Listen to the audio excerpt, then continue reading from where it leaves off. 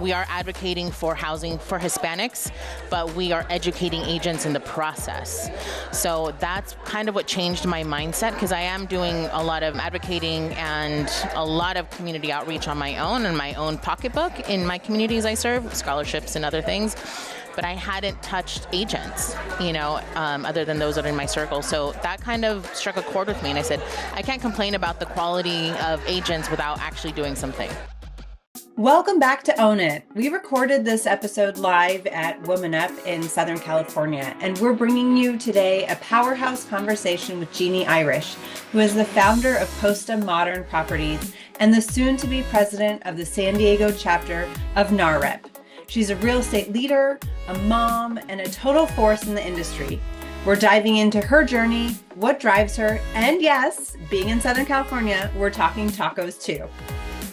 I am Hillary Saunders, joined along with my fellow foodie co-host, Spencer Kroll. Thank you. Yeah, I unfortunately, I'm carrying 15 pounds of food. I got to Why do I say food? Because one of our favorite foods is the San Diego cuisine. Yes. And we are live at WomanUP here in our guest's own backyard. Genie Irish, who is a very good friend and founder of Costa Modern Properties down in San Diego, has the best food in the country in her backyard. So welcome to Own It, Genie. Thank you. That is honestly one of the best things of San Diego. Yep. And I can attest to it while I was there in college, and oh gosh, I'm drooling waiting for some food. But why I say that is because we are actually in your backyard and your stomping grounds. So this is awesome. I love what you have done building up Costa Modern Properties, and now you are lending your time to leadership and NAREP in San Diego. So your plate is full, friend. Yeah, literally. Thank you for having us. Real quick on that note, downstairs we were just talking about the lunch catering, and someone's like, these are amazing tacos. And then I was just like, well, I'm Mexican, so they're good. I'm that way about bagels. I am. I'm sure. I was just like, yeah. They're good. Yeah, I love it. Well, and you have a new baby, so you are juggling everything. I mean, not like you can't juggle everything, because you have, but we were talking about this beforehand, like, we're not the most spring chickens, and we have little kids, and you're running a company, and now you are going to be the 2025 president of the San Diego chapter of NAREP. Yes. So why now? Why are you jumping into NAREP leadership? There's no perfect time. There was no perfect time to have a baby. There's no perfect time to have a brand. There's no perfect time for anything, right? To start a new workout routine, there's never a perfect time. So why not one more thing? Honestly, the opportunity came to me, and it just kind of, I had put off joining NAREP for a while. Those who know me well, I do a lot of community service, but I don't do a lot of real estate community service. Mm-hmm. I mentor and I lead with those around, but I don't necessarily, I'm not a part of the board, or I don't go to a lot of client or agent events, even side events or car events or realtor.com events or etc. So I got involved in NAREP. Someone invited me to a meeting, and just slowly by the next meeting I was on the board. Wow. That's amazing. Well, somebody saw some leadership in you for sure. I think, I think I was outwardly spoken very quickly.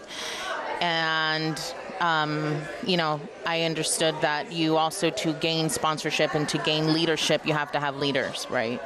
And I really love that part of what we do, is leading agents and growing agents. And that's just part of the organization as well. Is NAREP is actually a very agent-forward organization. It's not community-based. We are advocating for housing for Hispanics, but we are educating agents in the process. So that's kind of what changed my mindset, because I am doing a lot of advocating and a lot of community outreach on my own and my own pocketbook in my communities I serve, scholarships and other things. But I hadn't touched agents, other than those that are in my circle. So that kind of struck a chord with me. And I said, I can't complain about the quality of agents without actually doing something. Mm-hmm. And so I just changed my tune and I said, let's just do it. And so I've been involved for about a year and a half, and I'll be president next year. I don't know what it all entails. I keep getting scared by the minute, but also super empowered and pumped because we're a growing chapter. San Diego is actually the founding chapter of NAREP, mm-hmm. and it is, as a Hispanic and as a first-generation American, my mom is an immigrant from Mexico, and even sitting here today at WomanUP, I sat down and obviously it's a female-forward, female-based organization, but there's not a lot of Latinas in the room. Mm-hmm. And even in most companies at the top, right? And so I love that NAREP, my opportunity to create more executive and more high-powered Latina and Latino agents. Mm-hmm. So that was kind of my personal challenge, was not just educating them, but how do I empower them to also believe in ourselves? We're more capable of doing than 10 deals a year. Hey, we can maintain a lifestyle mm-hmm. of 10 to 12, 15 deals in San Diego, but what if you could do more? What can you do for the community if you had more money in your pocket and you could help, right? What's the biggest challenge of developing Hispanic real estate agents? Fear. We're a fear-based culture. So give me some more on that. The devil's going to get you. From the time you are born, our culture is fear. So I am constantly speaking with women who are, I can't do that. I can't do that. Or there's someone close to me on my team who just started, and she's an experienced agent. And I had to have a conversation with her, and I said, I know what you're thinking. You're thinking that if you do this, people are going to say, oh, she thinks she's so great. She thinks she's so, in Spanish, te crees mucho. You just think you're the shit, the big stuff now. Yeah. You think you're this. Because within our own culture, we're easily quick to tear each other down. And we're constantly fighting these stigmas within our own culture that we're, especially as women, we're we got, we can be leaders, but can't be too much of a leader because then what are they going to say? So early on in my life, I was just screw it. I just, whatever they're going to say, but at least I'm going to make it rain while I'm doing it. Where did you get that confidence? I don't know. I was always, I broke barriers at a young age. I was early on, I was always voluptuous, thicker. So I was a cheerleader when mm-hmm. all the other skinny white girls were skinny white girls. So I was Hispanic, and I was curvy, thicker than most. And it was a thing. It was a conversation topic constantly. I didn't care. I kept up in baseball. I kept up in softball. I kept up in soccer, cheerleading. I used to be president. Whatever it was, it never kept me back. Nothing. Whether my mom was a housekeeper or that, whatever, none of my socioeconomic class or demographic or the way I looked kept me back. So it was a constant, almost like a push, and it almost pushed me to say, just because you have that, I can do it faster. It's almost like an adrenaline. It's kind of not healthy. And that has always existed. And so I actually enjoy that piece. My mom she was a single mom, and she came to this country at 17. So she showed me in that way, but she was never that. She was a Rosie the River kind of personality, but she was also very traditional in the same sentence. So I still took a piece of her, but then I Americanized it, where I was see ya, because that is very American, in that way. But so I didn't stay home and wait till I was, 25 to leave the house or anything. Right. Did you, when you were doing these things, though, and setting, kind of breaking stereotypes or whatever it is, did you find that other people followed you? Did you bring other people along that way, or were other people kind of just saying, don't do that, or I can't do the same thing? I think I inspired kids after, for sure, 100%, because I would get it, after I would see the trail blaze, I guess you could say, even in a dance program, or I would say like, hey, in ballet, can I wear a wrap skirt? Before ballet is very strict, you just wear leotard and tights. And then say, well, can I wear a skirt? And they're like, okay. That makes you more comfortable. Wonderful. So this is like, the 80s, right? I mean, you forgot your leg warmers, but yeah. Well, not that 80, but, And so, okay. Those things where it was like changing the mold a little bit, right? To a very strict class of how things were done. And so I saw those little small changes, and I can see it especially in real estate. It's like a fine line of where applaud the copycat, in some ways, but then also you can tell that you inspire, and the people who are actually grateful and recognize it for positivity will always message you.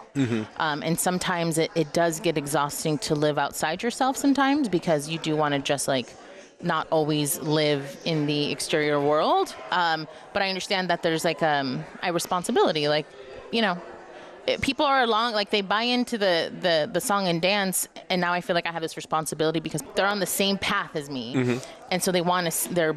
They're in the story. Sure. And I'll see people, and they're like, "Man, I started the gym because you were losing this weight, or you were doing this gym, and I joined that gym." I was like, "What?" Now I feel like I have to post this, and they're in for it. Or I've had people say, "I didn't have the courage to leave my husband until I saw that you talked about it openly." Or I thought everything was perfect in your life. Or I thought, and I would always say, like, money isn't everything. Up here when they were saying, you can have one piece of your life that's perfect. You can put all your eggs in your basket and work as much as you can, and your personal life could be falling apart. 3-4 years ago, I started to share that in social media. And a lot of women said, hey, thank you for sharing this about your personal life, because this makes sense. Like, we just think like, oh, you're just so successful and everything must be great. But no, there's other parts of my life that are not. I think that's almost more inspiring than anything, is like that authenticity. Like, this is real. This is not TV American Dream Genie. This is my real life. So how do you balance that in a community where, I guess traditionally in my own experience, they don't want to see this, how the sausage is made, or when it's bad. They just want to see when it's all dolled up. Right. I don't even know how to explain it. I want to say I try to keep it PG. I also, they don't need to know the gritty the details, right? Because also, it's like I'm not that obsessed where I'm like, get ready with me, makeup tutorial. No, everyone else, I get ready in my car. I'm not that detailed. So it is hard to keep up, and it's hard to always give to, but there's certain things I do preserve for myself, right? Relationship or love or marriage, or certain things, or that you have to kind of hold back until you're ready to share certain things. Otherwise, you get lost in it, and then you start to feel guilty, because if you're on a hike and your client's like, well, she should be focusing on selling my house right now instead of hiking, right? It goes through my head. Right now, I'm like here at Dana Point. She's probably at that pool just drinking, instead of, well, she's probably networking to meet other agents in other parts of the county, and, to sell your property or gain exposure and whatever it is, right? And I always goes back to those people who aren't aligned with my ideals, or who don't believe in who I am, then I probably shouldn't be doing business with them. Yeah. Right. If they're going to be like, well, it's 5:00. Why isn't she turning my phone? Oh, on social media, there she is at baseball again, or, whatever it is. And we shouldn't be working together. Yeah. But, there's this whole thing, which is interesting. I think it's more acceptable now, I guess, because especially with younger, I don't think a younger client, right, is going to say anything like, oh, why aren't you on social media? It's 5 p.m. And there's this other thing, too, that your life is your brand. And so there are some people who have the get ready with me, and that's their luxury brand. And look at me, I'm a real estate agent. I have my Vuitton bag or whatever it's going to be.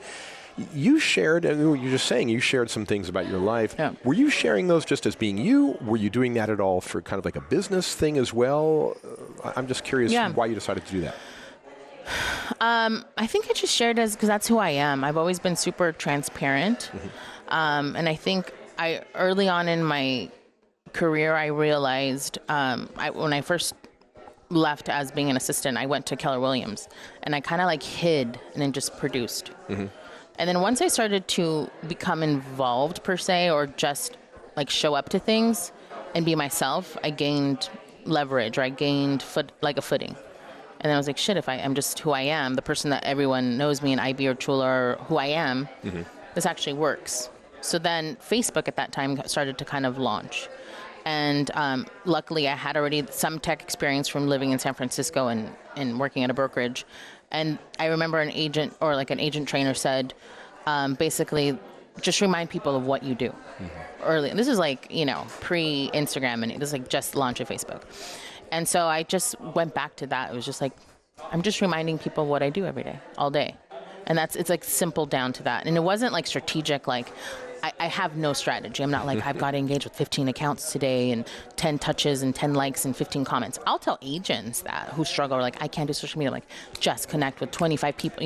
I'm not Joey about it or anything, but I do get down to it for people who struggle with it. Sure. That comes naturally to me because I already engage. But I knew that was a good tool.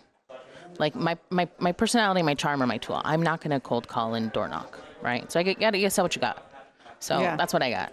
So when you are talking about this leading by, authenticity, and you are who you are, how do you help the agents who are joining your company to then find out who they are? Because not everybody, I would venture to say, I don't know if you agree with me, Spencer, but most people probably don't really know who they are. Yep. 100%, Unless they 100%, live an interesting life or experience. So how do you teach that, or how do you encourage them to figure that out? I encourage them to figure out what is the version of themselves that they want to portray. Because I do have, a very private person who's on my team. And not like a false version of it, but like a watered down version of who she is, right? And so... And it's not that she's like a bad person at home and she's false. She's fake. She's just I said, well, we got to figure out who we're marketing. Right. What is this version? So we're this, and this. What is your area? What is your community? What's your farm? What does this look like? What does this marketing look like? Not like an AI kind of thing, but in the sense of like, okay, so now we're going to commit to this like marketing plan, basically. Right. So that person does what? Is this you if we're doing this part in the community? If you're going to, I'm like, you're already going to these freaking sports events. You're already going to these PTA things. That is you. You don't have to be like, hey, I'm live from PTA mom. No, that's not you, right? But you're already at that thing. Now let's just take it up one notch. Right. So let's find a coordinated event that goes with the PTA moms. You don't have to be live.